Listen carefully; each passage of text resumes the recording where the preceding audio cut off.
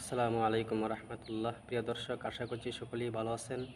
আপনাদের সম্মুখে প্রশ্নোত্তর পর্ব নিয়ে উপস্থিত হয়েছি। প্রশ্ন হচ্ছে, ফরজ গোসল যখন মানুষ আদায় করে তখন ফরজ গোসলের 3 ফরজের যে কোনো একটা বা দুইটা ফরজ আদায় করতেই যদি বায়ু বের হয়ে যায় তাহলে কি ফরজ গোসল সম্পূর্ণ হবে?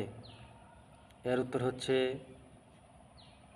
ফরজ গোসল অবশ্যই সম্পূর্ণ হবে, কারণ ফরজ গোসল শারীরিক দিক থেকে মানুষ পবিত্র হয়, আর বায়ু বের হওয়ার দ্বারা মানুষ হুকুমের দিক থেকে অপবিত্র হয়।